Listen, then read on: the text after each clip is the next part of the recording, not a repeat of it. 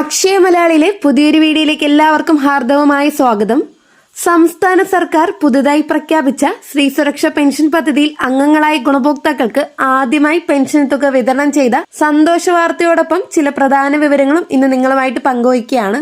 ചാനലിലെ വീഡിയോ ആദ്യമായിട്ടാണ് കാണുന്നവരാണെന്നുണ്ടെങ്കിൽ സബ്സ്ക്രൈബ് ചെയ്യാനും കൂടാതെ തൊട്ടടുത്ത് കാണുന്ന ബെല്ലൈക്കൺ അമർത്തി ഓൾ കൊടുക്കാനും മറക്കരുത്. ഈ ഒരു ഇൻഫർമേഷൻ നിങ്ങളുടെ സുഹൃത്തുക്കളിലേക്കൂടെ ഷെയർ ചെയ്ത് കൊടുക്കാനും വീഡിയോയ്ക്ക് ഒരു ലൈക്ക് ചെയ്യാനും മറക്കരുത്.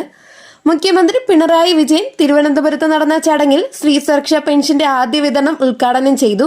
35-നും 60-നും ഇടയിൽ പ്രായമുള്ള സ്ത്രീകൾക്കും ട്രാൻസ്ജെൻഡർ വനിതകൾക്കും പ്രതിമാസം 1000 രൂപ ധനസഹായം നൽകുന്നതാണ് പദ്ധതിയുടെ ലക്ഷ്യം.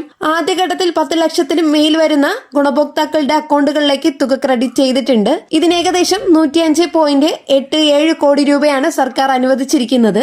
ഇനി മുതൽ ഓരോ മാസവും 1000 രൂപ വീതം ഗുണഭോക്താക്കളുടെ ബാങ്ക് അക്കൗണ്ടുകളിൽ എത്തിച്ചേരുന്നതായിരിക്കും.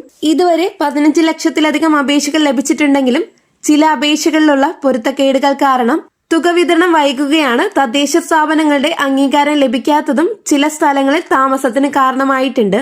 അപേക്ഷ സമർപ്പിച്ച എല്ലാവർക്കും പെൻഷൻ ID ലഭിച്ചിട്ടുണ്ടാവും. സാമൂഹ്യ സുരക്ഷാ പെൻഷൻ പദ്ധതിയിൽ ഉൾപ്പെടുത്തി തന്നെയാണ് സ്ത്രീ സുരക്ഷാ പെൻഷൻ വിതരണം ചെയ്യുന്നത്. പെൻഷൻ ID ലഭിച്ചവർക്ക് തുടർച്ചയായി ഓരോ മാസവും തുക ലഭിക്കും. അപേക്ഷയിൽ നൽകിയിരിക്കുന്ന പേരും ഡോക്യുമെന്റുകളിലെ പേരും തമ്മിൽ വ്യത്യാസമുണ്ടായാൽ തിരുത്തി വീണ്ടും സമർപ്പിക്കണം. ജനന തീയതിയിലോ ഇൻഷ്യലിലോ വരുന്ന വ്യത്യാസങ്ങൾ കാരണം ചില അപേക്ഷകൾ റിട്ടേൺ ആയിട്ടുണ്ട്.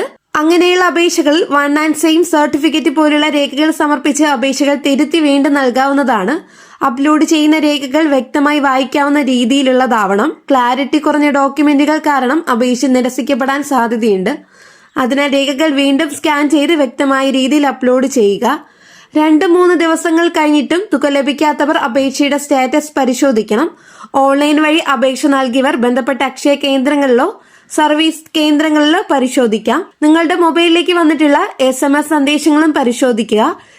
സ്മാർട്ട് വെബ്സൈറ്റിൽ പ്രവേശിച്ച് സ്റ്റാറ്റസ് പരിശോധിക്കാനും കഴിയും. 60 വയസ്സ് പൂർത്തിയായാൽ ഈ പദ്ധതിയിൽ നിന്ന് പുറത്തേക്ക് പോവുകയും തുടർന്ന് വാർദ്ധക്യകാല പെൻഷനെ അപേക്ഷിക്കാനും കഴിയും. റേഷൻ കാർഡിന്റെ വർഗത്തിൽ മാറ്റം വന്നാലും ചില സാഹചര്യങ്ങളിൽ ആനുകൂല്യം നിർത്തിവെക്കാം എന്നതിനാൽ മാനദണ്ഡങ്ങൾ മനസ്സിലാക്കുന്നത് പ്രധാനമാണ്.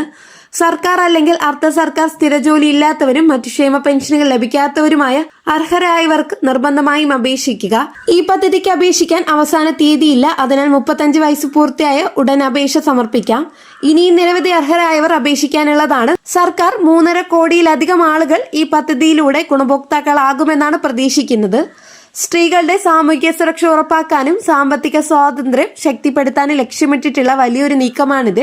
ഈ ഒരു ഇൻഫർമേഷൻ നിങ്ങൾക്ക് ഉപകാരമായെങ്കിൽ നിങ്ങളുടെ സുഹൃത്തുക്കളിലേക്ക് കൂടി ഷെയർ ചെയ്ത് കൊടുക്കാനും വീഡിയോയ്ക്ക് ഒരു ലൈക്ക് ചെയ്ത് സപ്പോർട്ട് ചെയ്യാനും മറക്കരുത്.